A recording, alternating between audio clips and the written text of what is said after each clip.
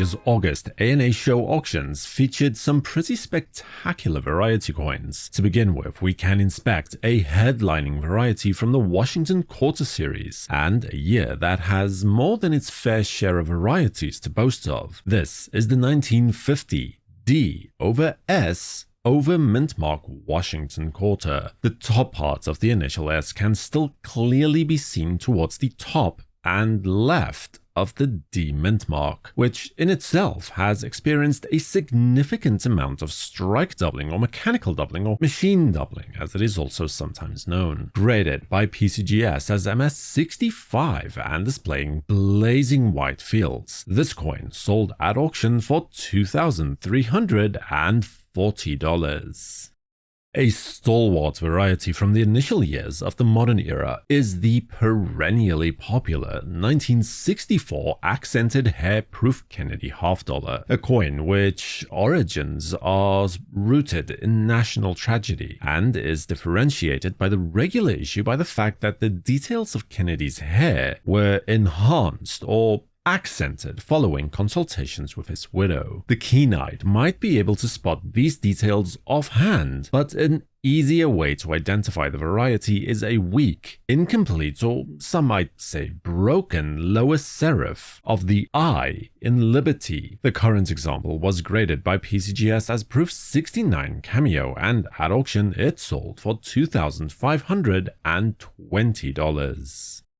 A rather peculiar coin is presented next. Unmistakably an 1875 S trade dollar, and closer examination identifies a die lump on the crossbar of the 7 in addition to the partial C after the S mint mark, leaving no doubt whatsoever that this is in fact an 1875 S over CC over mint mark variety, but in this case with the added novelty of having several contemporary or indeed period accurate chop marks added to the obverse and reverse of the coin. A chop mark was, to a point, a way for predominantly Chinese markets to regulate or authenticate the silver content of foreign coins for use inside China and other Asian territories. PCGS authenticated this unique coin with a grade of MS62, and when its opportunity came on the auction block, it seized upon $3,360 as a closing price.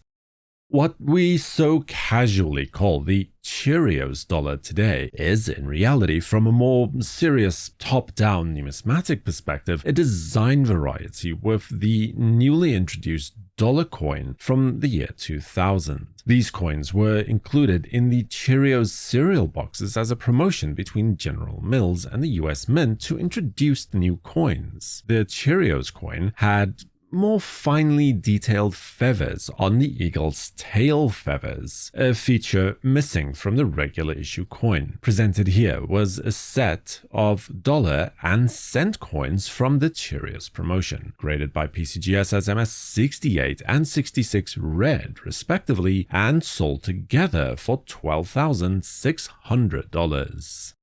The 1943 penny is already noteworthy as the only regular issue Lincoln cent to be released by the mint, struck from zinc-coated steel as opposed to the traditional copper penny. But this 1943 D over D repunched mint mark variety is a spectacular variety for the date to boot. The separation between the initial and final D mint mark is so wide that almost the entire initial D mint mark can still be seen towards the southwest of the final placement. Almost hard to miss, but definitely hard to find. A fact that is reflected in the final price at auction that this PCGS MS67 Plus example secured $12,600.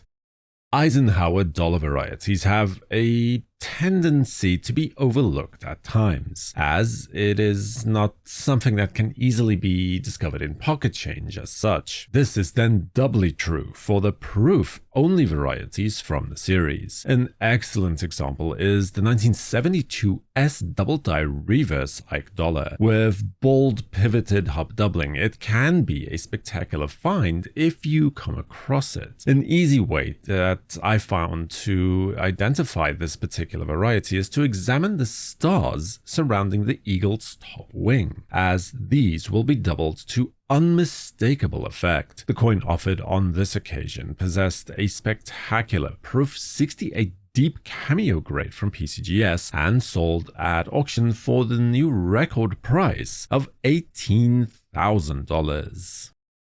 As popular guidebook listed varieties go, especially for the Buffalo Nickel series, you really can't go wrong with the 1937 D three-legged variety. The coin is the result of an abraded die, where a die was over-polished, probably in an attempt to remove damage like clash marks or die erosion, and in the process, a part of the bison's front leg was also inadvertently removed, before the die was then pressed back into service. Similar in that vein to the variety from a year prior, graded by NGC as MS66, placing it within a single grade point of the top of the registry report. It sold at auction for a firmly grounded $30,000. Despite the fact that this 1871 2-cent coin is a very attractive double die Obverse variety, having strong doubling on the letters of In God We Trust, as well as the ribbon that it is written on, and especially the right arrowhead as well, to name but a few elements that are affected by the doubling. The fact is that all 1871 proof 2-cent coins display this kind of doubling, in addition to the number 1 in the date looking like it's trying to whisper a secret into the 7's ear. It's just so closely spaced. But really, this coin is a conditional rarity, standing at proof 67 red, one of only 3 coins that can claim such, 2 at NGC and then this one from PCGS. It sold at auction for an even $30,000.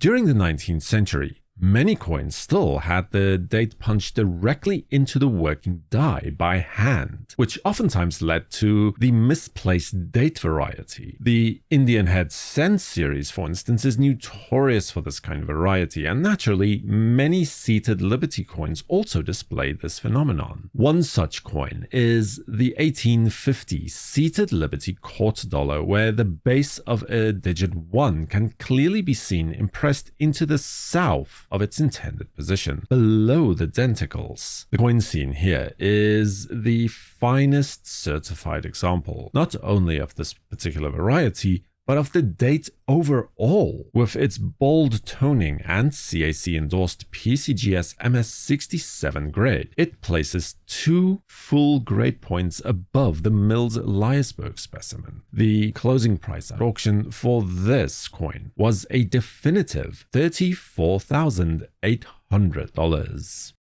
Second only perhaps to the 3-legged example seen earlier in terms of pure popularity, it would be hard to outdo the 1918 over 7 overdate variety within the Buffalo Nickel series. And this is simply a fantastic example of that coin. Looking at the date of the coin, the 1918 is unmistakable, but at the same time, the original number 7 is still clearly seen underneath the 8. The most significant die marker, in the form of a small die crack immediately above the hair tie, is also quite clearly on display on this coin. Graded by PCGS as MS64 with CAC certification, this delicately toned example was sold at auction for $90,000. Genuine variety coins may not be quite as rare as error coins when it comes to gold denominations, but they are still relatively scarce within their own right, and the 1909 over 8 $20 is the only real overdate in the entire Saint-Gaudens Double Eagle series. And it's not exactly a subtle overdate either, with the bottom loop of the underlying 8 clearly seen towards the left, connecting the tail of the 9 with the top of the number, along with other somewhat less obvious elements of the original 8 being seen peeking out from underneath the final number 9 of 1909. Graded by PCGS as MS66, it had little trouble attracting attention at auction, where it managed to change hands for $126,000.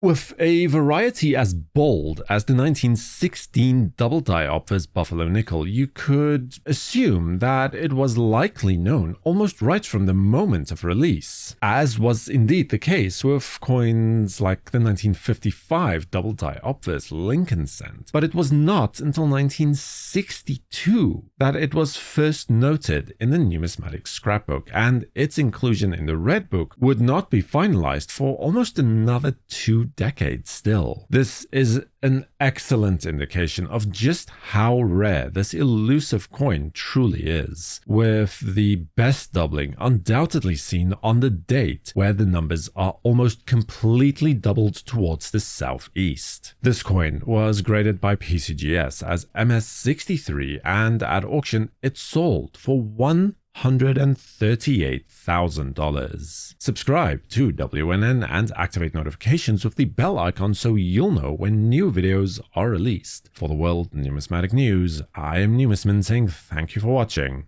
keep collecting, and have a fantastic day.